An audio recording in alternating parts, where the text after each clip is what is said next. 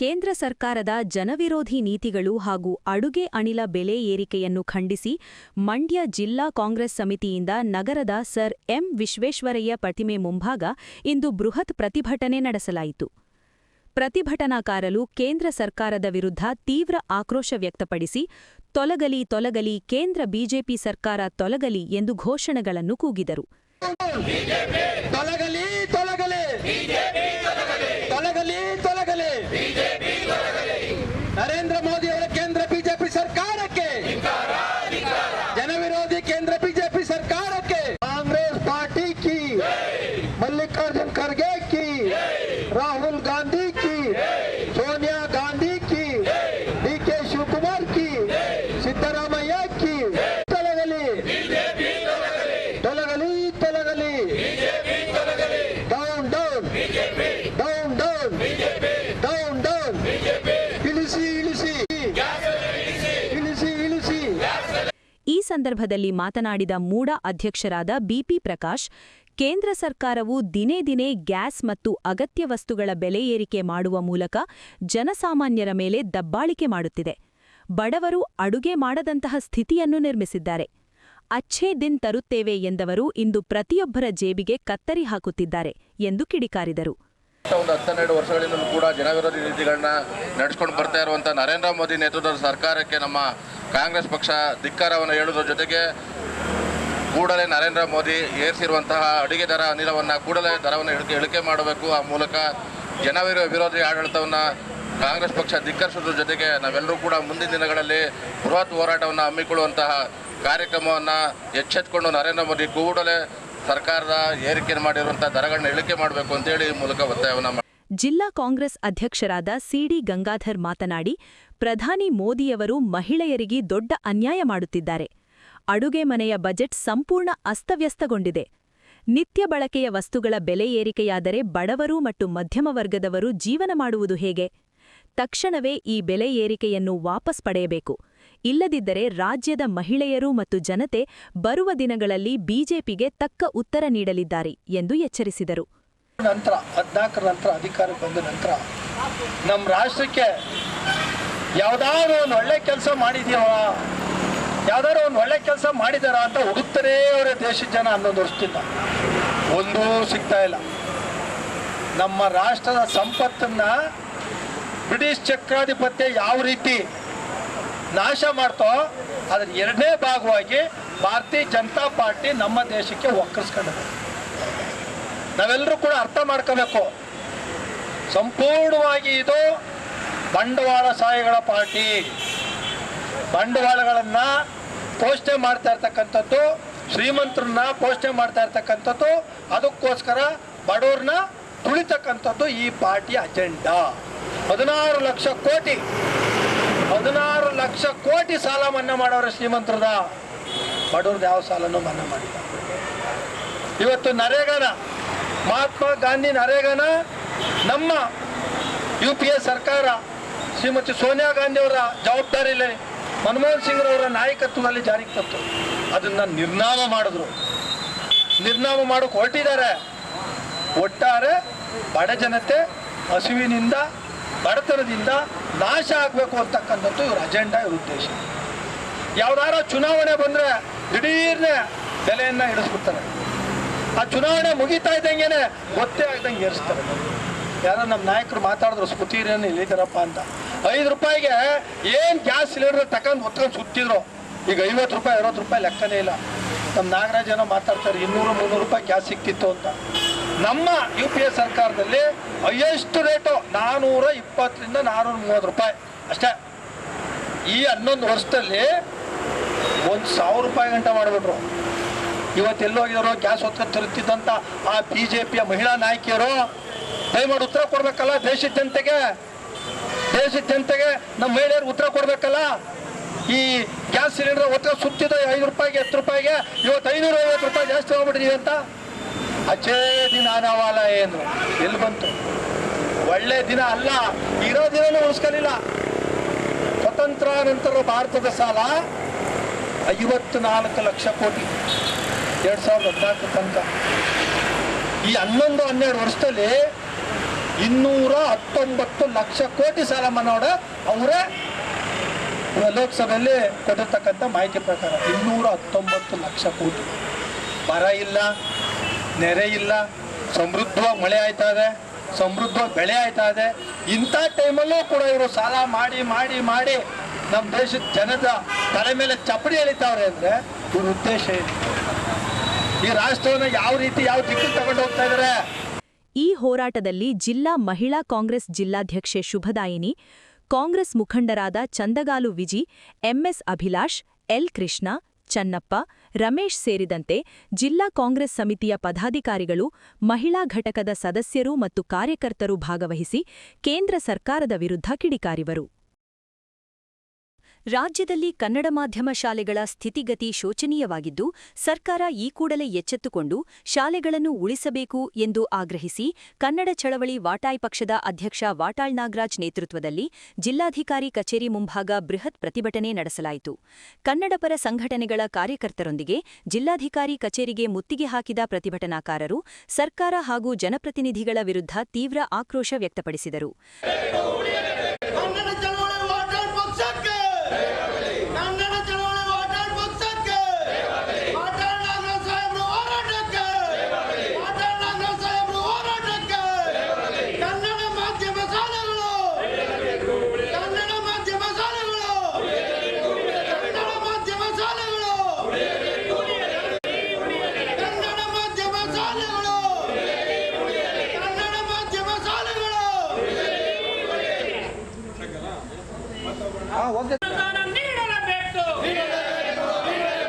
ಕನ್ನಡ ಮಾಧ್ಯಮ ಶಾಲೆಗಳಿಗೆ ಅನುದಾನ ನೀಡಲೇಬೇಕು.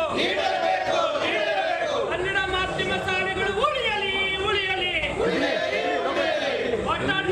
ಕನ್ನಡ ಶಾಲೆಗಳ ಉಳಿವಿನ ಹೋರಾಟಕ್ಕೆ ಕನ್ನಡ ಚಳವಳಿ ವಾಟಾಳ್ ಪಕ್ಷದ ಅಧ್ಯಕ್ಷ ವಾಟಾಳ್ ನಾಗರಾಜ್ ಮಾತನಾಡಿ, ಕನ್ನಡಿಗರ ತೆರಿಗೆ ಹಣದಲ್ಲಿ ಆಡಳಿತ ನಡೆಸುವ ಸರ್ಕಾರಕ್ಕೆ ಕನ್ನಡ ಮಾಧ್ಯಮ ಶಾಲೆಗಳನ್ನು ಉಳಿಸಲು ಯೋಗ್ಯತೆಯಿಲ್ಲವೇ? ಕಳೆದ 30 ವರ್ಷಗಳಿಂದ ಕನ್ನಡ ಶಾಲೆಗಳನ್ನು ಹಂತ-ಹಂತವಾಗಿ ಕಗ್ಗೊಲೆ ಮಾಡಲಾಗುತ್ತಿದೆ ಎಂದು ತೀವ್ರ ಆಕ್ರೋಶ ವ್ಯಕ್ತಪಡಿಸಿದರು. ಕನ್ನಡ ಶಾಲೆಗಳಿಗೆ ಅನುದಾನ ನೀಡಲು ಸರ್ಕಾರದ ಬಳಿ ಹಣವಿಲ್ಲವೇ? 30 ವರ್ಷಗಳಿಂದ ಕನ್ನಡ ಶಾಲೆಗಳನ್ನು ಕತ್ತಲೆಯಲ್ಲಿ ಇಟ್ಟಿದ್ದೀರಿ. ಶಾಲಾ ಕಟ್ಟಡಗಳು ಕುಸಿದು ಬೀಳುತ್ತಿವೆ. ಶಿಕ್ಷಕರ ಕೊರತೆಯಿದೆ. ಈ ಕೂಡಲೇ ವಿಶೇಷ ಪ್ಯಾಕೇಜ್ ಮೂಲಕ ಕನ್ನಡ ಮಾಧ್ಯಮ ಶಾಲೆಗಳನ್ನು ಸಬಲೀಕರಣಗೊಳಿಸಬೇಕು ಎಂದು ಒತ್ತಾಯಿಸಿದರು. ನಮ್ಮ ಈ ಎಚ್ಚರಿಕೆಯನ್ನು ಸರ್ಕಾರ ಹಗುರವಾಗಿ ಪರಿಗಣಿಸಿದ್ದರೆ ತಕ್ಕ ಶಾಸ್ತಿ ಕೈದಿದೆ. ಮಾರ್ಚ್ 12ರಂದು ಇಡೀ ರಾಜ್ಯಾದ್ಯಂತ ಕನ್ನಡ ಶಾಲೆಗಳ ಬಂದ್ ಮಾಡಿ ಬೃಹತ್ ಪ್ರತಿಭಟನೆ ನಡೆಸಲಾಗುವುದು. ಅಂದು ಮಂಡ್ಯದಲ್ಲಿ ನಾವು ಹೆದ್ದಾರಿ ತಡೆ ನಡೆಸಲಿದ್ದೇವೆ. ಇಡೀ ಸಾರಿಗೆ ವ್ಯವಸ್ಥೆ ಸ್ಥಗಿತಗೊಳಿಸಿ ಕ್ರಾಂತಿ ಮಾಡುತ್ತೇವೆ ಎಂದು ಎಚ್ಚರಿಸಿದರು. ಕನ್ನಡ ಮಾಧ್ಯಮ ಶಾಲೆಗಳನ್ನು ಉಳಿಸಿಯಂತೆ ಚಳುವಳಿ ಎಲ್ಲಿ? ಕರ್ನಾಟಕದಲ್ಲಿ, ಮಂಡ್ಯದಲ್ಲಿ. ಕರ್ನಾಟಕ ಏಕೀಕರಣ ಆಗಿ ವರ್ಷಗಳೇ ಕಳೆದಿದೆ.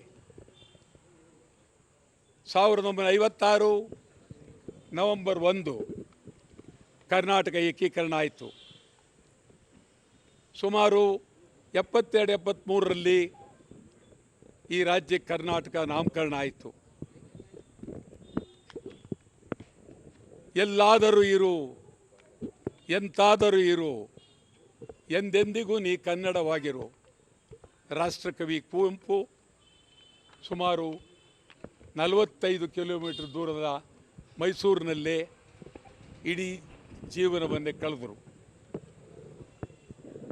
ಕನ್ನಡದ ಶಕ್ತಿ ಕೆ.ವಿ. ಶಂಕರೇಗೌಡರು. ಮಂಡ್ಯ ಅಂತ ಹೇಳಿದ್ರೆ ಕನ್ನಡ, ಮಂಡ್ಯ ಕನ್ನಡದ ಅಭಿಮಾನ, ಕನ್ನಡದ ಶಕ್ತಿ, ಕನ್ನಡದ ಗೌರವ ಮಂಡ್ಯ. ಶಂಕರೇಗೌಡರು ರಾಜಕಾರಣಿ, ಕಲಾವಿದ, ಎಲ್ಲವೂ ಆಗಿದ್ದರು. ಕರ್ಣನ ಪಾತ್ರ ಮಾಡ್ತಾಯಿದ್ರು. ಭಾಳ ಅದ್ಭುತವಾದಂಥ ವ್ಯಕ್ತಿ. ನನ್ನ ಬಗ್ಗೆ ಭಾಳ ಗೌರವ. ಮಾದೇಗೌಡರು, ಶಿವಲಿಂಗಯ್ಯ, ಅನೇಕ ಜನ ನನ್ನ ಸ್ನೇಹಿತರುಗಳು, ನನಗಿಂತ ಹಿರಿಯರು ಮಂಡ್ಯದಲ್ಲಿ ತಮ್ಮದೇ ಆದಂಥ ಸ್ಥಾನವನ್ನು ಗಳಿಸಿದ್ದಾರೆ. ಮಂಡ್ಯದ ಬೆಳವಣಿಗೆಗೆ ನಿಂತಿದ್ದಾರೆ. ಒಂದು ರೀತಿ ಮಂಡ್ಯ ಕನ್ನಡದ ನಗರ. ಕರ್ನಾಟಕದಲ್ಲಿ ಕನ್ನಡಕ್ಕೆ ಗೌರವ, ಕನ್ನಡಕ್ಕೆ ಶಕ್ತಿ ತರ್ತಕ್ಕಂಥದ್ದು ಮಂಡ್ಯ. ನಾವು 12ನೇ ತಾರೀಕು ಕನ್ನಡ ಮಾಧ್ಯಮ ಶಾಲೆಗಳಿಗೆ ಅನುದಾನ ಕೊಡಬೇಕು. ಕನ್ನಡ ಮಾಧ್ಯಮ ಶಾಲೆಗಳ ಆರಂಭಕ್ಕೆ ಸರಳೀಕರಣ ಮಾಡಬೇಕು. ಕನ್ನಡ ಮಾಧ್ಯಮ ಶಾಲೆಗಳಿಗೆ ಸುಮಾರು 30 ವರ್ಷದ ಮೇಲಾಯಿತು ಅನುದಾನ ಕೊಟ್ಟು. ಕನ್ನಡ ಮಾಧ್ಯಮ ಶಾಲೆಗಳು ಭಿಕ್ಷುಕರಿಂತಲೂ ಕಡಿಮೆ ಆಗಿದ್ದಾರೆ. ಯಾವ ರಾಜ್ಯದಲ್ಲಿ? ಕನ್ನಡ ರಾಜ್ಯದಲ್ಲಿ. ಕನ್ನಡ ರಾಜ್ಯ, ಕರ್ನಾಟಕ ಸರ್ಕಾರ ಈ ರೀತಿ ಕನ್ನಡ ಶಾಲೆಗಳಿಗೆ ಮಾಡಬಾರ್ದು. ಸುಮಾರು 3,900 ಕೋಟಿ ರೂಪಾಯಿ ಈಗ ಆಯವ್ಯಯದಲ್ಲಿ ಇಂಗ್ಲೀಷ್ ಶಾಲೆಗಳಿಗೆ ಹಣವನ್ನು ಒದಗಿಸಿದ್ದಾರೆ. ಸುಮಾರು 800 ಪಬ್ಲಿಕ್ ಶಾಲೆಗಳನ್ನು ತೆಗಿತಾರೆ. ಒಂದು ಕನ್ನಡ ಮಾಧ್ಯಮ ಶಾಲೆಯನ್ನು ತೆಗಿತಾ ಇಲ್ಲ. ಒಬ್ಬ ಶಾಸಕರಿಗೆ ಕನ್ನಡ ಮಾಧ್ಯಮದ ಬಗ್ಗೆ ಗೌರವ ಇಲ್ಲ, ಮಾನ್ಯತೆ ಇಲ್ಲ. ಒಬ್ಬ MP ಗಳಿಗೆ ಗೌರವ ಇಲ್ಲ, ಸರ್ಕಾರಕ್ಕೆ ಗೌರವ ಇಲ್ಲ. ಸಿದ್ದರಾಮಯ್ಯನವರು ಈ ಬಗ್ಗೆ ತೀವ್ರವಾಗಿ ಗಮನ ತೆಗೆದುಕೊಳ್ಬೇಕು. ಶಾಸನಸಭೆ ಮುಗಿಯೋದ್ರೊಳಗಾಗಿ ಕನ್ನಡ ಮಾಧ್ಯಮ ಶಾಲೆಗಳ ಸಮಸ್ಯೆಗಳನ್ನು ಬಗೆಹರಿಸಬೇಕು. ಕನ್ನಡ ಮಾಧ್ಯಮ ಶಾಲೆಗಳ ಅನುದಾನ ಕೊಡಲೇಬೇಕು. ಇದಕ್ಕಾಗಿ 12ನೇ ತಾರೀಕು ಇಡೀ ರಾಜ್ಯಾದ್ಯಂತ ಕನ್ನಡ ಮಾಧ್ಯಮ ಶಾಲೆಗಳು ಬಂದ್. ಇಡೀ ರಾಜ್ಯಾದ್ಯಂತ 12ನೇ ತಾರೀಕು ಬೆಳಗ್ಗೆ 10:30ಯಿಂದ ಸಂಜೆ 6:00ವರೆಗೆ ಇಡೀ ರಾಜ್ಯಾದ್ಯಂತ, ಬೀದರ್ನಿಂದ ಚಾಮರಾಜನಗರದವರೆಗೆ, ಮಂಗಳೂರಿನಿಂದ ಕೋಲಾರದವರೆಗೆ ಎಲ್ಲ ಕಡೆ ಸಂಪೂರ್ಣ ಬಂದ್. ಆವತ್ತಿನ ದಿನ ಬೆಂಗಳೂರಿಗಿಂತ ನಾವು ಮಂಡ್ಯದಲ್ಲಿ ಚಳುವಳಿ ಮಾಡಬೇಕು ಅಂತ ಮಾಡಿದ್ದೇವೆ. ಇದುವರೆಗೂ ಬೆಂಗಳೂರಲ್ಲಿ ಮಾಡ್ತಾ ಇದ್ದು. ಈ ಸಾರಿ ವಿಶೇಷವಾಗಿ ಈ ಗಂಡು ಮೆಟ್ಟಿದ ಕನ್ನಡದ ಭೂಮಿಯಲ್ಲಿ ನಾವು ರಾಷ್ಟ್ರೀಯ ಹೆದ್ದಾರಿಯನ್ನು ಬಂದ್ ಮಾಡುವ ಮೂಲಕ ಆ ದೊಡ್ಡ ವೃತ್ತದಲ್ಲಿ ಸುಮಾರು ಸಾವಿರಾರು ಜನ ಸೇರಿ ಕನ್ನಡ ಮಾಧ್ಯಮ ಶಾಲೆಗಳಿಗೆ ಬೆಂಬಲ ಕೊಡಬೇಕು ಅಂತೇಳಿ ಕನ್ನಡ ವಟಾಳ ಪಕ್ಷ 12ನೇ ತಾರೀಕು ಬೆಳಗ್ಗೆ 11 ಗಂಟೆಗೆ ಇಲ್ಲಿ ಸತ್ಯಾಗ್ರಹವನ್ನು ಆರಂಭ ಮಾಡ್ತೇವೆ. ಈ ಪ್ರತಿಭಟನೆಯಲ್ಲಿ ಕನ್ನಡ ಸೇನೆಯ ಜಿಲ್ಲಾಧ್ಯಕ್ಷ ಮಂಜುನಾಥ್ ಹಾಗೂ ಜಿಲ್ಲೆಯ ಕನ್ನಡಪರ ಕಾರ್ಯಕರ್ತರು ಪಾಲ್ಗೊಂಡಿದ್ದರು.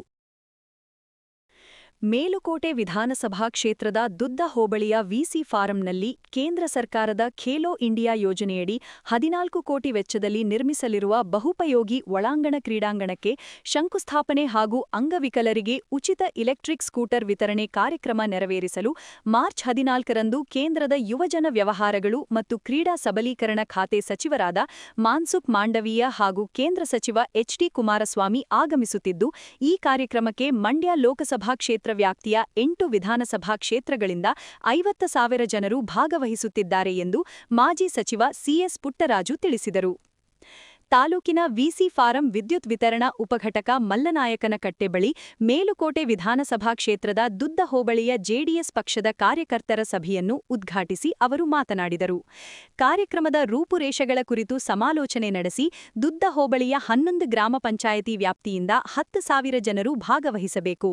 ದುದ್ದ ಹೋಬಳಿಯ ಜನರು ಹೆಚ್ಚಿನ ಜವಾಬ್ದಾರಿ ತೆಗೆದುಕೊಂಡು ಜನರನ್ನು ಸಂತೈಸುವ ಕೆಲಸ ಮಾಡಬೇಕು ಎಂದು ಹೇಳಿದರು.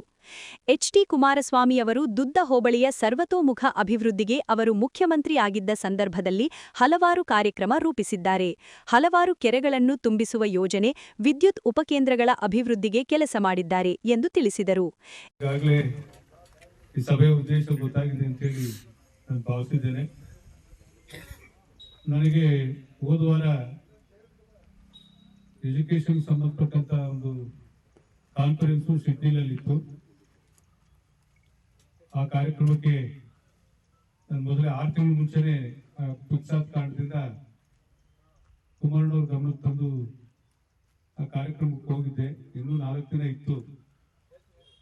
ಕುಮಾರಣ್ಣವರು ವಿಶೇಷವಾಗಿ ದುದ್ದ ಹೋಬಳಿ ಬಗ್ಗೆ ಇಟ್ಟಿರ್ತಕ್ಕಂಥ ಅಭಿಮಾನ.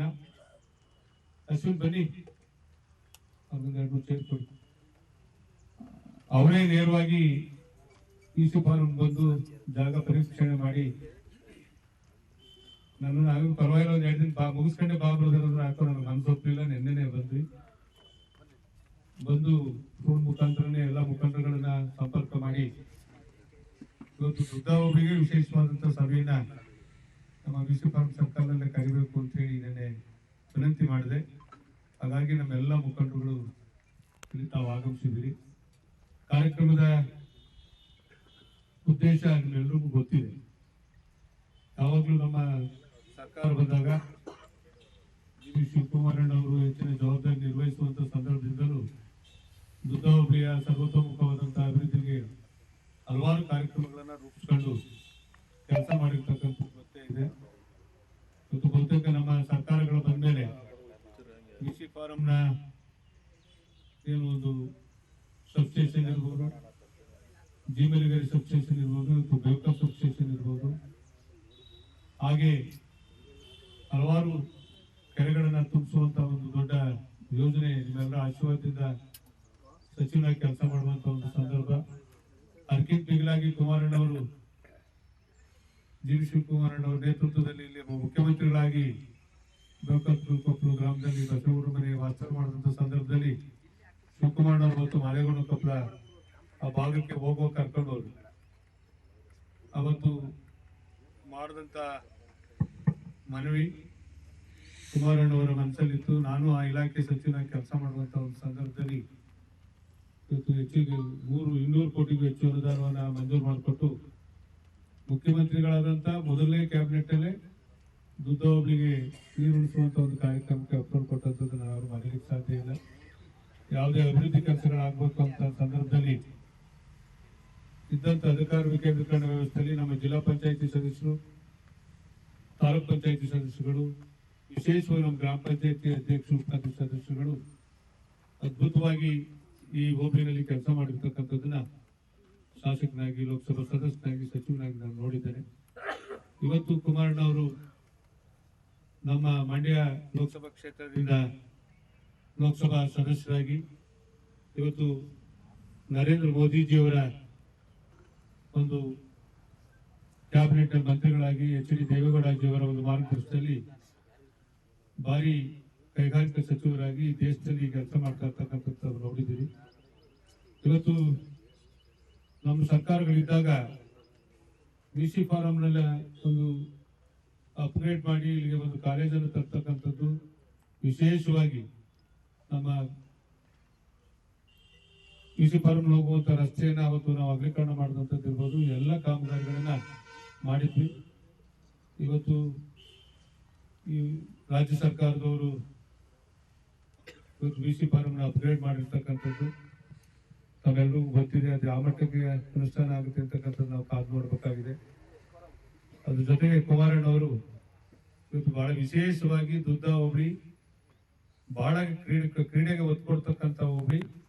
ಆ ಕಾರಣದಿಂದ ಒಂದು ದೊಡ್ಡ ಮಟ್ಟದಲ್ಲಿ ಒಂದು ಕ್ರೀಡೆಗೆ ಒತ್ತು ಕೊಡುವಂತ ಕೆಲಸವನ್ನ, ಇನ್ಫ್ರಾಸ್ಟ್ರಕ್ಚರ್ನ ಕೊಡಬೇಕು ಅಂತೇಳಿ ಕೇಂದ್ರ ಸರ್ಕಾರದಿಂದ 14 ಕೋಟಿಯನ್ನ ಇವತ್ತು ದುದ್ದ ಹೋಬಳಿಗೆ ಮಂಜೂರು ಮಾಡಿಸಿದ್ದಾರೆ. ಅದನ್ನ ಆ ಇಲಾಖೆಯ ಕೇಂದ್ರ ಸಚಿವರು, ಕ್ರೀಡಾ ಇಲಾಖೆಯ ಸಚಿವರು ಸಹ ಅವತ್ತು ಹೆಲಿಕಾಪ್ಟರ್ ಬಂದಿಲ್ಲೇ ನಮ್ಮ ಮಲೈಕಲ್ಕಟ್ಟೆ ಚೌಟ್ರಿ ಮುಂಭಾಗ ಲ್ಯಾಂಡ್ ಆಗಿ ಈ ಕಾರ್ಯಕ್ರಮಕ್ಕೆ ಭಾಗವಹಿಸ್ತಾ ಇದ್ದಾರೆ. ಎಲ್ಲಕ್ಕಿಂತ ಮಿಗಿಲಾಗಿ ಇಡೀ ಜಿಲ್ಲೆಯಲ್ಲಿ ಉಚಿತವಾಗಿ CSR ಫಂಡ್ ನಲ್ಲಿ 500 ನಮ್ಮ ಅಂಗವಿಕಲರಿಗೆ ಬೈಕ್ಗಳನ್ನ ಕೊಡಬೇಕು ಅಂತಕ್ಕಂಥ ತೀರ್ಮಾನ ಮಾಡಿದ್ದಾರೆ. ಕುಮಾರಣ್ಣವರು 2 ಬಾರಿ ಮುಖ್ಯಮಂತ್ರಿಗಳಾದಂತಹ ಸಂದರ್ಭದಲ್ಲೂ ಅಂಗವಿಕಲರ ಬಗ್ಗೆ ಈ ರಾಜ್ಯದಲ್ಲಿ ವಿಶೇಷವಾದಂತಹ ಕಾಳಜಿಯನ್ನ ಹೃದಯದಲ್ಲಿ ಇಟ್ಕೊಂಡು ಕೆಲಸ ಮಾಡಿದಂಥವ್ರು. ಆ ಕಾರಣದಿಂದ ಇವತ್ತು ಅಷ್ಟೇ, ಇವತ್ತಿಗೂ ಸಹ ಅವರು ಒಂದು ರೀತಿ ತಾಯಿ ಹೃದಯ, ಬಹಳ ಬಡವರ ಬಗ್ಗೆ, ಇಂಥ ಸಮಾಜದಲ್ಲಿ ತೊಂದರೆಲಿರ್ತಕ್ಕಂಥ ಜನಗಳನ್ನ ಗುರುತಿಸಿ ಕೆಲಸ ಮಾಡ್ತಕ್ಕಂಥದ್ದನ್ನ ಮೊದಲಿಂದ ರೂಢಿಸ್ಕೊಂಡು ಬಂದಿರ್ತಕ್ಕಂಥ ಹಿನ್ನೆಲೆಯಲ್ಲಿ ಎಚ್ಎಲ್ ಶಿವಣ್ಣ, ಎಪಿಎಂಸಿ ಮಾಜಿ ಅಧ್ಯಕ್ಷ ಮಾದೇಗೌಡ, ಮುದುಗಂದೂರು ಗ್ರಾಮ ಪಂಚಾಯಿತಿ ಮಾಜಿ ಅಧ್ಯಕ್ಷ ಶಂಕರೇಗೌಡ, ಮನ್ಮುಲ್ ನಿರ್ದೇಶಕ ಸಿ ಶಿವಕುಮಾರ್, ವಕೀಲ ಚಂದಗಾಲು ಶ್ರೀಧರ್, ಶ್ರೀಕಂಠ ಸೇರಿದಂತೆ ಮತ್ತಿತರ ಜೆಡಿಎಸ್ ಮುಖಂಡರು ಕಾರ್ಯಕ್ರಮದಲ್ಲಿ ಭಾಗವಹಿಸಿದರು. ಬಲಗೈಯವರ ಹೋರಾಟ ರೋಸ್ಟರ್ ಬಿಂದುವಿಗಾಡಿ ಹೊರತು ಒಳ ಮೀಸಲಾತಿ ವಿರುದ್ಧವಲ್ಲ. ಅಣ್ಣ ತಮ್ಮಂದಿರಂತಿರುವ ಬಲಗೈ ಎಡಗೈ ಜನಾಂಗದ ನಡುವೆ ಬಿರುಕು ಮೂಡಿಸುತ್ತಿರುವವರು ಎಚ್ಚರಿಕೆಯಿಂದ ಮಾತನಾಡಬೇಕೆಂದು ಮುಖಂಡ ಸೋಸಲೆ ಶಿವಕುಮಾರ್ ತಿಳಿಸಿದರು. ಟಿ. ನರಸೀಪುರ ಪಟ್ಟಣದ ಡಾಕ್ಟರ್ ಬಿಆರ್ ಅಂಬೇಡ್ಕರ್ ಭವನದಲ್ಲಿ ಬಲಗೈ ಸಮುದಾಯದ ಮುಖಂಡರು ಕರೆದಿದ್ದ ಪತ್ರಿಕಾಗೋಷ್ಠಿಯಲ್ಲಿ ಮಾತನಾಡಿ, ನಾವು ಎಂದೆಂದೂ ಅವರ ಒಳ ಮೀಸಲಾತಿ ವಿರುದ್ಧವಲ್ಲವೆಂದರು. ಬಲಗೈ ಸಮುದಾಯದ ಸಚಿವರು ಹಾಗೂ ಶಾಸಕರು ಸರ್ಕಾರದ ಭಾಗವಾಗಿದ್ದು, ಸಮುದಾಯಕ್ಕೆ ಸರ್ಕಾರದಿಂದ ಅನ್ಯಾಯವಾಗುತ್ತಿದ್ದಾಗ ಪದವಿಯನ್ನು ಲೆಕ್ಕಿಸದೆ ರಾಜೀನಾಮೆ ನೀಡಿ ಹೊರಬಂದು ಸಮುದಾಯದ ಪರವಾಗಿ ನಿಂತು ಹೋರಾಟ ಮಾಡಬೇಕೆಂದು ಆಗ್ರಹಿಸಿದರು. ಎಡಗೈ ಸಮುದಾಯದ ವಕೀಲರಾದ ಅರುಣ್ ಕುಮಾರ್ ರವರು ರಕ್ತಪಾತವಾಗುತ್ತದೆ ಎಂದು ಹೇಳಿಕೆ ನೀಡಿದ್ದಾರೆ. ಅವರು ವಕೀಲರಾಗಿದ್ದರೂ ಕಾನೂನಿನ ತಿಳುವಳಿಕೆ ಕಡಿಮೆ ಇದೆ ಎಂದರು. ವಲಯರು ಮತ್ತೆ ಮಾಧವರು ನಾವೆಲ್ಲ ಇಲ್ಲಿವರೆಗೂ ಅಣ್ತಂದಿ ಥರನೇ ಇರೋದು ಇಲ್ಲಿ ನಮ್ಮ ಟಿ. ನರಸೀಪುರ ತಾಲೂಕಲ್ಲಿ. ಯಾಕಂದರೆ ಹಿಂದೆ ನೀವು ನೋಡಿರ್ಬೋದು, ಎಲ್ಲ ಮಾಧ್ಯಮದಲ್ಲೂ ಎಲ್ಲ ನಾಯಕರು ಮಾದಿಗರಾಗ್ಬೋದು, ವಲಯರಾಗ್ಬೋದು ಕುಂತ್ಕೊಂಡು ಮಾತಾಡಿರೋಂಥ ನಿದರ್ಶನಗಳು ನೀವು ನೋಡಿದ್ದೀರಿ. ಈ ಮೂಲಕ ನಾವೇನು ಮಾಡ್ತಾ ಇದ್ದೀವಿ ಅಂತಂದರೆ, ಈ ರೋಸ್ಟ್ ಬಿಂದು 9ಕ್ಕೆ ಹೋಯ್ತಾ ಇರೋದ್ರಿಂದ ನಾವು ಪ್ರಶ್ನೆ ಮಾಡ್ತಾ ಇದ್ದೀವಿ. ಒಳ ಮೀಸಲಾತಿ ವಿರೋಧಿಗಳಲ್ಲ. ರೋಸ್ಟ್ ಬಿಂದು 9ಕ್ಕೆ ಹೋಗಿ ನಮ್ಮ ಸಮುದಾಯಕ್ಕೆ ಅನ್ಯಾಯ ಇದೆ ಅಂತ ಒಂದು ಪ್ರಶ್ನೆ ಮೊದಲನೇದಾಗಿ. ಅದರಿಂದ ನಾವು ಈ ಒಳ ಮೀಸಲಾತಿ ಬಗ್ಗೆ ನಾವು ಮಾತಾಡ್ತಿರೋ ಹೊರತು ಬೇರೆ ವಿಚಾರಗಳಲ್ಲ. ಈಗ ರಾಜ್ಯ ಸರ್ಕಾರ ಏನೇ ಆದೇಶಗಳನ್ನ ಮಾಡಿರ್ಬೋದು, ನಾವು ಹಿಂದೆಯಿಂದನೂ ಕೇಳ್ತಾ ಇದ್ದೀವಿ ರೋಸ್ಟ್ ಬಿಂದು ಸರಿ ಮಾಡಿ ಅಂತ. ಬಟ್ ಯಾರು ಸಹ ನಮ್ಮ ಸಚಿವರುಗಳು ಯಾರು ಸಹ ಮುಂದೆ ಮಾತಾಡ್ತಾ ಇಲ್ಲ. ಯಾರು ಬಲಗೈ ಸಮಾಜದ ಶಾಸಕರಿದ್ದಾರೆ ಮತ್ತು ಮಂತ್ರಿಗಳಿದ್ದಾರೆ, ನಿಮಗೆ ತಾಕತ್ತಿದ್ರೆ, ನಿಮ್ಗೇನಾದರೂ ನಮ್ಮ ಸಮುದಾಯದ ಬಗ್ಗೆ ಒಂಚೂರು ಒಲವಿದ್ರೆ ನೀವು ದಯವಿಟ್ಟು ರೋಸ್ಟ್ ಬಿಂದಿನ ಸರಿ ಮಾಡಬೇಕು. ಇಲ್ಲಾಂದರೆ ರಾಜಕಾರಣ ಬನ್ನಿ, ನಾವು ನಿಮ್ಮ ಜೊತೆ ಇದ್ದೀವಿ. ನೆಕ್ಸ್ಟ್ ಎಲೆಕ್ಷನ್ಗೆ ನಾವು ನಿಮ್ಮ ಜೊತೆಲೇ ಬರ್ತೀವಿ. ನೀವು ಅದು ಬಿಟ್ಬಿಟ್ಟು ನಮ್ಮ ಜನಾಂಗಕ್ಕೆ ಯಾವುದೇ ರೀತಿಯ ಮಾಹಿತಿನ ಕೊಡ್ತೇನೆ. ಬೇರೆ ಸಮುದಾಯದವರು ಈಗ ಅರುಣ್ ಕುಮಾರ್ ಅವರು ಒಬ್ಬ ಲಾಯರ್ ಆಗಿದ್ದು ರಕ್ತಪಾತದ ಬಗ್ಗೆ ಮಾತಾಡ್ತಾರೆ ಅಂತಂದರೆ ಅವರು ಕಾನೂನು ಅರಿವು ಅಷ್ಟು ಇಲ್ಲ ಅಂತ ನನ್ನ ಅನಿಸಿಕೆ. ಯಾಕಂದರೆ ಬರೀ ನ್ಯಾಯಾಂಗದ ವ್ಯವಸ್ಥೆ ಒಳಗಿರ್ತಕ್ಕಂಥ ಒಂದು ಕಪ್ಪು ಕೋಟನ್ನು ಹಾಕೊಂಡು ನಾವು ರಕ್ತಕ್ರಾಂತಿ ಮಾಡ್ತೀವಿ ಅಂತಂದರೆ ಯಾರು ಅಂತ ಮಾತಾಡ್ತೀರ ನೀವು? ರಕ್ತಕ್ರಾಂತಿ ಮಾತಾಡೋದು ಫಸ್ಟ್ ನೀವು ಕೋರ್ಟಲ್ಲಿ ನೀವು ರಕ್ತಕ್ರಾಂತಿ ಮಾತಾಡ್ತೀವಿ ಅಂತ ಯಾವ್ದಾದ್ರು ನ್ಯಾಯ ವ್ಯವಸ್ಥೆ ಒಳಗಡೆ ವಾದ ಮಾಡಿದ್ದಾರೆ ನೋಡಿ, ವಾದ ಮಾಡಿ ನೋಡಿ, ನಿಮಗೆ ಅಲ್ಲಿ ಕೋರ್ಟಲ್ಲಿ ಉತ್ತರ ಸಿಗ್ತದೆ. ಅಲ್ಲೇ ಕೇಳಿದ್ರು ಅಲ್ಲೇ ಕೊಟ್ಬಿಡ್ತಾರೆ. ನೀವು ರಕ್ತಕ್ರಾಂತಿ ಮಾಡ್ತೀವಿ ಅಂತಂದರೆ ನೀವು ಅದೇ ರೀತಿ ಸಮಾಜಕ್ಕೆ ಹೋಗ್ಬಿಟ್ಟು ಸಂವಿಧಾನಕ್ಕೆ ಫಸ್ಟು ಬೆಲೆ ಕೊಡೋದನ್ನು ಅರುಣ್ ತಿಳ್ಕೊಳ್ಳಿ. ನಾವು ಯಾವತ್ತೂ ಬಲಗೈ ಸಮಾಜದವರು ಸಮಾಜ ಅಂತ ಬಂದಾಗ ಮಾತ್ರ ನಾವು ಜೊತೆ ಇರ್ತೀವಿ. ಯಾವ ಪಕ್ಷನೂ ಇಲ್ಲ, ಯಾವ ಪಕ್ಷ ಭೇದವೂ ಅಲ್ಲ. ನಾವೇನು ಮಾದೇವಪ್ಪ ಆಗಲಿ, ಸುನೀಲ್ ಬೋಸ್ ಆಗಲಿ, ಇಲ್ಲ ಸಿದ್ದರಾಮಯ್ಯ ಆಗಲಿ ವಿರೋಧಿಗಳಲ್ಲ. ನಮ್ಮ ಬಲಗೈ ಸಮಾಜದವರು ನೀವು ಕೇಳಬೇಕಾ? ನೀವು ಇದು ಸರ್ಕಾರ ವಿರುದ್ಧ ಕೇಳಿ, ಇಲ್ಲ ಕೋರ್ಟ್ಗೆ ಹೋಗಿ. ಇಲ್ವಾ ಸುಮ್ಮನೆ ಏಕಾಏಕಿ ಬಂದು ಮಾದೇವಪ್ಪ ಅವ್ರಿಗೆ ಬಂದೀಗ ನೀವು ಈ ನರಸೀಪುರದಲ್ಲಿ ಜೋಡ್ತಕ್ಕಂಥ ಮಾದೇವಪ್ಪ ಅವ್ರಿಗೆ ಒಂದು ಬೆಟ್ಟ ಹಾಕೊಂಡು ಹೊಡಿತಾ ಇದ್ದೀರಿ. ನಾವು ಕೇಳುವಾ? ಸಮಾಜ ಕಲ್ಯಾಣ ಇಲಾಖೆ ಸಚಿವರು, ಸರ್ಕಾರದಲ್ಲಿರ್ತಕ್ಕಂಥ ಮಂತ್ರಿ ಅಂತ ನೀವು ಪದೇ ಇದೇ ರೀತಿ ಗೊಂದಲ ಮಾಡ್ಕೊಂಡು ನೀವು ನಮ್ಮ ನಾಯಕರುಗಳ ವಿರುದ್ಧ ಮಾತಾಡೋದು ಅಷ್ಟು ಸಮಂಜಸಲ್ಲ ಅಂತ ಹೇಳ್ತಾ, ನಮ್ಮ ಬಲಗೈ ಸಮಾಜದವರು ಇಡೀ ಎಂಟೈರು ನಾವು ಸಂಘಟನೆ ಮಾಡ್ತಾ ಇದ್ದೀವಿ. ಎಂಟೈರು ಸ್ಟೇಟಲ್ಲೇ ಸಂಘಟನೆ ಮಾಡೋ ಒಂದು ನಿಟ್ಟಿನಲ್ಲಿ ನಾವು ಕೆಲಸ ಮಾಡ್ತಾ ಇದ್ದೀವಿ. ನಮ್ಮ ಬಲಗೈನವರು ಯಾವುದೇ ಕಾರಣಕ್ಕೂ ಮಾದಿ ವಿರೋಧಿಗಳಲ್ಲ. ಇದಕ್ಕೆ ಕಡಕ್ಕಾಗಿ ನಾವು ಹೇಳ್ತಾ ಇದ್ದೀವಿ. ನಮಗೆ ಅನ್ಯಾಯ ಆಯ್ತಾ ಇರೋದು ರೋಸ್ಟ್ ಬಿಂದು. ನಿಮ್ಗೆ ಅನ್ಯಾಯ ಆಯ್ತಿರೋದು ನಾವು ಕೇಳಿಲ್ಲ. ನಾವು ಯಾವ ಥರ ಕೇಳಿದವ ನಿಮಗೆ? ನೀವು ಒಳ ಮೀಸಲಾತಿ ಬಗ್ಗೆ ಹೋರಾಟ ಮಾಡೋದು ನಾವು ಯಾರು ಸಹ ಮಾತಾಡಿಲ್ಲ.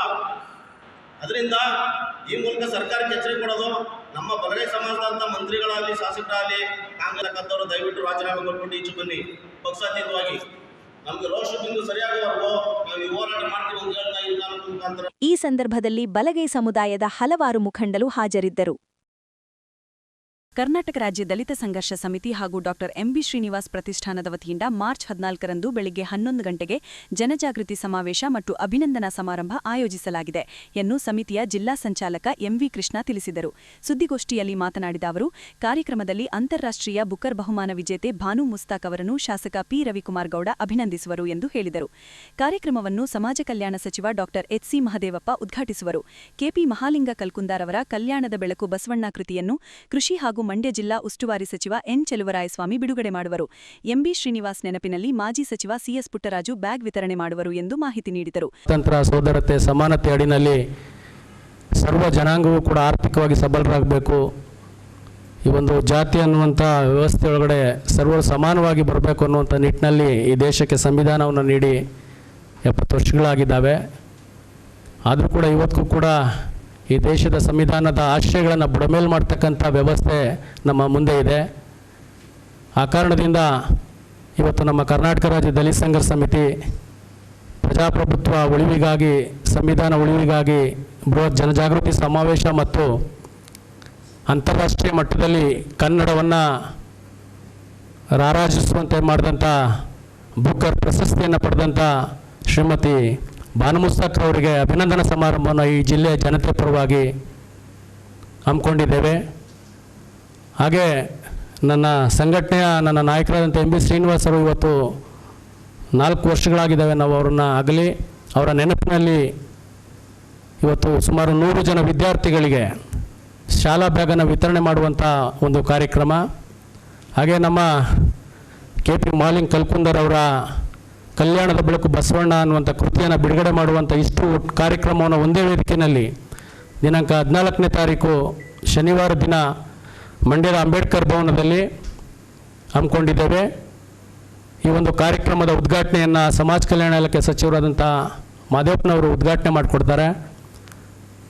ಮತ್ತು ನಮ್ಮ ಜಿಲ್ಲೆಯ ಉಸ್ತುವಾರಿ ಮಂತ್ರಿಗಳು ಆದಂಥ ಕೃಷಿ ಸಚಿವರು ಆದಂಥ ಎನ್ ಚೆಲುವರಾಯಸ್ವಾಮಿ ಅವರು ಕಲ್ಯಾಣದ ಬೆಳಕು ಬಸವಣ್ಣನ ಕೃತಿಯನ್ನು ಬಿಡುಗಡೆ ಮಾಡಲಿದ್ದಾರೆ. ಮತ್ತು ಇವತ್ತು ಎದೆ ಅಣತೆ ಅನ್ನುವಂಥ ಏನು ಪುಸ್ತಕಕ್ಕೆ ಇವತ್ತು ಬೂಕರ್ ಪ್ರಶಸ್ತಿಯನ್ನು ಕೊಟ್ಟಿದ್ದಾರೆ ಶ್ರೀಮತಿ ಬಾನು ಮುಸ್ತಾಕ್ ಅವರು. ಇದೇ ಪ್ರಥಮ ಬಾರಿಗೆ ನಮ್ಮ ಮಂಡ್ಯ ನಗರಕ್ಕೆ ಆಗಮಿಸ್ತಾ ಇದ್ದಾರೆ. ಅವರಿಗೆ ಇಡೀ ಜಿಲ್ಲೆಯ ಜನತೆ ಪರವಾಗಿ ನಮ್ಮ ಸಂಘಟನೆ ಅವರಿಗೆ ಒಂದು ದೊಡ್ಡ ಅಭಿನಂದನೆಯನ್ನು ಇಟ್ಕೊಂಡಿದ್ದೇವೆ. ಹಾಗೆ ಈ ಜಿಲ್ಲೆಯ ಎಲ್ಲ ಶಾಸಕರುಗಳು, ವಿಧಾನ ಪರಿಷತ್ ಸದಸ್ಯರುಗಳು ಮತ್ತು ಪ್ರಗತಿಪರ ಚಿಂತಕರುಗಳು ಕೂಡ ಈ ಒಂದು ವೇದಿಕೆಯಲ್ಲಿ ಯಾವತ್ತು ಭಾಗವಹಿಸ್ತಾ ಇದ್ದಾರೆ. ಹಾಗಾಗಿ ಇವತ್ತು ಮಾಧ್ಯಮದಲ್ಲಿ ಹೆಚ್ಚು ಈ ಒಂದು ಕಾರ್ಯಕ್ರಮಕ್ಕೆ ಒತ್ತು ಕೊಡುವ ನಿಟ್ಟಿನಲ್ಲಿ ಎಲ್ಲ ಮಾಧ್ಯಮದ ಮಿತ್ರರು ಇದನ್ನು ಈ ಜಿಲ್ಲೆಯ ಜನರು ಹೆಚ್ಚು ಬರುವಾಗೆ ನಾವು ನಮ್ಮ ಎಲ್ಲ ತಾಲೂಕಿನ ಪದಾಧಿಕಾರಿಗಳು ಕೆಲಸ ಮಾಡ್ತಾ ಇದ್ದಾರೆ. ನೀವು ಕೂಡ ಮಾಧ್ಯಮದಲ್ಲಿ ಇದನ್ನು ಹೆಚ್ಚು ಪ್ರಚಾರ ಮಾಡಿ ಈ ಒಂದು ಕಾರ್ಯಕ್ರಮ ಯಶಸ್ವಿಯಾಗಲಿಕ್ಕೆ ತಮ್ಮ ಸಹಕಾರ ಬೇಕು ಅಂತೇಳಿ ಈ ಮೂಲಕ ನಾನು ವಿನಂತಿ ಮಾಡ್ತಾ ಇದ್ದೇನೆ. ಇವತ್ತು ಬಾನು ಮುಸ್ತಾಕ್ರವರಿಗೆ ಜಯಚಾಮರಾಜೇಂದ್ರ ವೃತ್ತದ ಇಂದ ಬಾಬಾ ಸಾಹೇಬ್ ಅಂಬೇಡ್ಕರ್ ಅವರ ಭವನದವರಿಗೆ ಇವತ್ತು ಬೃಹತ್ ಒಂದು ಬೆಳ್ಳಿ ರಥದಲ್ಲಿ ವಿವಿಧ ಕಲಾ ಪ್ರಕಾರಗಳೊಂದಿಗೆ ಒಂದು ಬೃಹತ್ ಮೆರವಣಿಗೆಯನ್ನು ಕೂಡ ಹಮ್ಮಿಕೊಂಡಿದ್ದೇವೆ. ಈ ಒಂದು ಮೆರವಣಿಗೆಯನ್ನು ಲೇಖಕಿಯರ ಸಂಘದ ಅಧ್ಯಕ್ಷರಾದಂಥ ಶ್ರೀಮತಿ ಮೀರಾ ಶಿಲಿಂಗ್ರವರು ಚಾಲನೆ ಕೊಡ್ತಾರೆ. ಗೋಷ್ಠಿಯಲ್ಲಿ ಎಂ ಶೋಭಾ, ಎಂಬಿ ಶ್ರೀನಿವಾಸ್, ತಾಲೂಕು ಸಂಚಾಲಕರಾದ ಎಂ ಕೃಷ್ಣಪ್ಪ, ಸೋಮರಾಜು, ಸಮಾಜ ಮನಸ್ಕರ ವೇದಿಕೆಯ ಮುಕುಂದ ಹಾಳಹಳ್ಳಿ, ಪರಿವರ್ತನಾ ಸಂಸ್ಥೆಯ ಟಿಡಿ ನಾಗರಾಜು, ಶಿವಲಿಂಗಯ್ಯ, ಗೋಪಾಲಿದ್ದರು. ಕರ್ನಾಟಕ ಸಮಸ್ತ ಒಳ ಮೀಸಲಾತಿ ಹೋರಾಟಗಾರರ ನೇತೃತ್ವದಲ್ಲಿ ಒಳ ಮೀಸಲಾತಿ ಹೋರಾಟ ಸಮಿತಿ ವತಿಯಿಂದ ಮಾರ್ಚ್ 12ರಂದು ಬೆಳಗ್ಗೆ 10 ಗಂಟೆಗೆ ಬೆಂಗಳೂರಿನ ಫ್ರೀಡಂ ಪಾರ್ಕ್ನಲ್ಲಿ ಬೃಹತ್ ಪ್ರತಿಭಟನೆ ನಡೆಸಲಾಗುವುದು ಎಂದು ಸಮಿತಿಯ ಜಿಲ್ಲಾಧ್ಯಕ್ಷ ಸಿಕೆ ಪಾಪಯ್ಯ ತಿಳಿಸಿದರು. ಸುದ್ದಿಗೋಷ್ಠಿಯಲ್ಲಿ ಮಾತನಾಡಿದ ಅವರು, ಒಳ ಮೀಸಲಾತಿ ವಿಧೇಯಕಕ್ಕೆ ರಾಜ್ಯಪಾಲರ ಅಂಕಿತ ಪಡೆದು ಅನುಮೋದನೆ ದೊರೆತಿದೆ. ಈ ವೇಳೆ 50,000 ಹುದ್ದೆಗಳನ್ನು ಹಿಂದಿನ ಮೀಸಲಾತಿಯಂತೆ ಭರ್ತಿ ಮಾಡುವ ಸಂಪುಟ ಸಭೆಯ ತೀರ್ಮಾನ ಸಂವಿಧಾನ ಮತ್ತು ಸಾಮಾಜಿಕ ನ್ಯಾಯಕ್ಕೆ ಬಗೆದ ದ್ರೋಹ ಎಂದು ಖಂಡಿಸಿದರು. ಸರಕಾರ ಬಂದ ಮೊದಲ ಅಧಿವೇಶನದಲ್ಲೇ ಒಳ ಮೀಸಲಾತಿಯ ಭರವಸೆ ನೀಡಿದ ಕಾಂಗ್ರೆಸ್ ಚಿತ್ರದುರ್ಗದ ಸಮಾವೇಶದಲ್ಲಿಯೂ ಅದೇ ಭರವಸೆ ನೀಡಿ 2 ವರ್ಷ ಕಳೆದರೂ ಒಳ ಮೀಸಲಾತಿ ಜಾರಿಯ ಪ್ರಯತ್ನವನ್ನೂ ಮಾಡಿರಲಿಲ್ಲ. ಅಂತಿಮವಾಗಿ ಸುಪ್ರೀಂ ತೀರ್ಪಿನ ನಂತರದ ಹೋರಾಟಕ್ಕೆ ಮಣಿದ ರಾಜ್ಯದ ಕಾಂಗ್ರೆಸ್ ಸರ್ಕಾರ ಒಳ ಮೀಸಲಾತಿ ಜಾರಿಗೆ ಅಂಕಿತ ಪಡೆದಿದೆ ಎಂದು ಹೇಳಿದರು. ಇವತ್ತು ರಾಜ್ಯದಲ್ಲಿ ಏನು ಒಳ ಮೀಸಲಾತಿ ವಿಚಾರ, ಇವತ್ತೇನು ರಾಜ್ಯದಲ್ಲಿ ಎಲ್ಲ ಕಡೆ ಪ್ರತಿಭಟನೆಗಳು, ಸಭೆಗಳು ನಡೀತಾ ಇದೆ, ಇದಕ್ಕೆ ಕಾರಣ ಸರ್ಕಾರ 1/8/2024 ಸುಪ್ರೀಂ ಕೋರ್ಟು ಏನು ಸರ್ವೋಚ್ಚ ನ್ಯಾಯಾಲಯದ ಸಂವಿಧಾನ ಪೀಠ ಆದೇಶ ಮಾಡ್ತು, ಆ ಆದೇಶನ ಇದು ಒಳ ಮೀಸಲಾತಿ ಕಲ್ಸೋದಕ್ಕೆ ಸಂಪೂರ್ಣವಾದಂಥ ಅಧಿಕಾರನ ರಾಜ್ಯಗಳಿಗೆ ಕೊಟ್ಟು ಏನು ಸುಪ್ರೀಂ ಕೋರ್ಟ್ ಆದೇಶ ಮಾಡ್ತು, ಆ ಆದೇಶದ ಪ್ರಕಾರ ಇವತ್ತು ದೇಶದಲ್ಲಿ ಹರಿಯಾಣ, ಆಂಧ್ರ ಪ್ರದೇಶ, ತೆಲಂಗಾಣ 3 ರಾಜ್ಯಗಳು ಯಾವುದೇ ತಕರಾರಿಲ್ಲದಂಗೆ ಸುಲಲಿತವಾಗಿ ಒಳ ಮೀಸಲಾತಿಯನ್ನು ಸಂಪೂರ್ಣವಾಗಿ ಜಾರಿಯನ್ನು ಮಾಡಿರ್ತಕ್ಕಂಥದ್ದು ತಮಗೂ ಎಲ್ಲ ತಿಳಿದಂಥ ವಿಚಾರ. ಆದರೆ ಇವತ್ತು ಕರ್ನಾಟಕದಲ್ಲಿ ಇದು ನಗೆಪಟ್ಲಾಗಿದೆ. ಒಂದು ಕಡೆ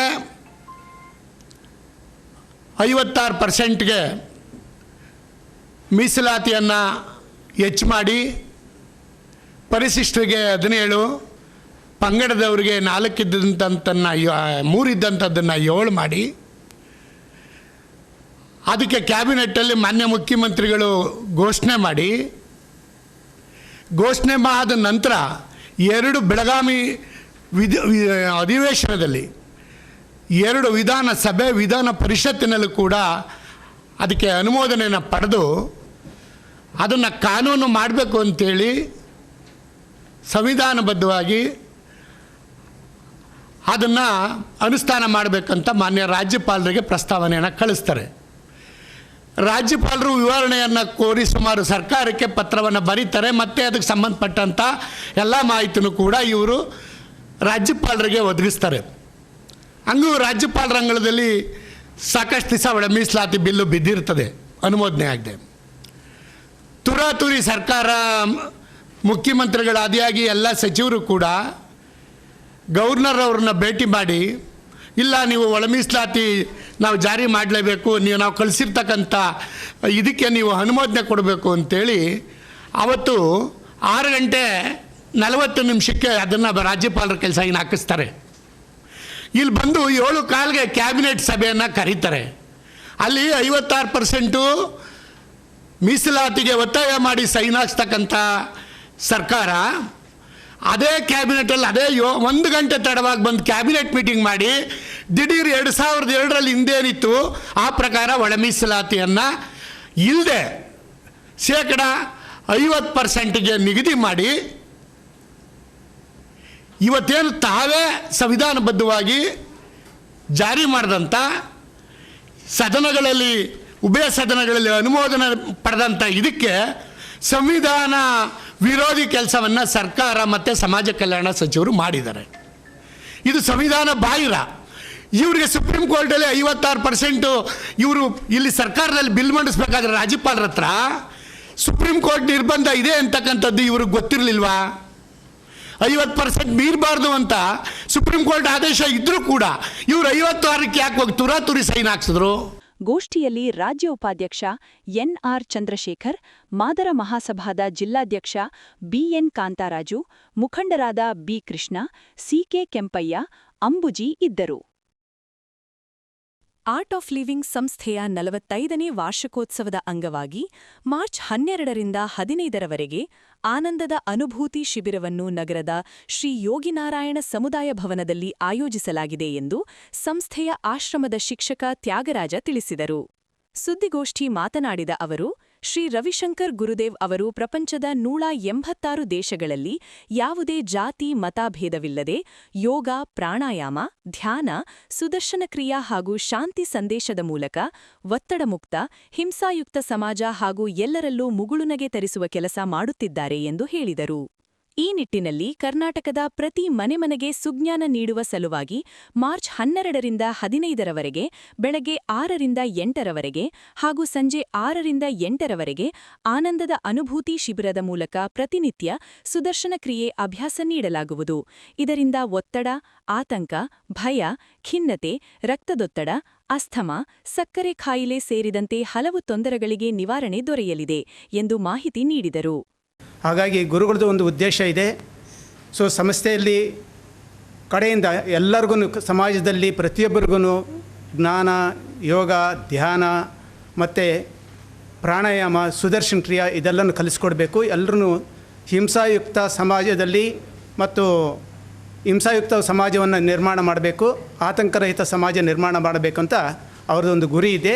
ಅದಕ್ಕೋಸ್ಕರ ಇಲ್ಲಿ ಮಂಡ್ಯ ಜಿಲ್ಲೆಯಲ್ಲಿ ಅನೇಕ ಶಿಬಿರಗಳನ್ನು ನಾವು ಆಯೋಜಿಸಿದ್ದು. ಅದರಲ್ಲಿ ಮಂಡ್ಯದಲ್ಲಿ ಈಗ ಯೋಗಿನಾರಾಯಣ ಒಂದು ಸಮುದಾಯ ಭವನದಲ್ಲಿ ತಾರೀಕು 12/3/2026ರಿಂದ 15/3/2026ರವರೆಗೂ ಒಂದು ಕಾರ್ಯಕ್ರಮವನ್ನು ಆಯೋಜಿಸಲಾಗಿದೆ. ಆನಂದದ ಅನುಭೂತಿ ಶಿಬಿರ ಅಂತ.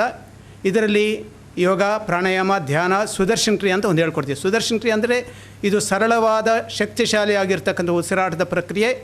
ಇಡೀ ಪ್ರಪಂಚದಲ್ಲಿ 187 ದೇಶಗಳಲ್ಲಿ ಎಲ್ಲ ಕಡೆಯೂ ಇದನ್ನು ಹಮ್ಮಿಕೊಳ್ಳಲಾಗಿದೆ. ಎಲ್ಲರೂ ಇದನ್ನು ಅನುಭವಿಸ್ತಾ ಇದ್ದಾರೆ.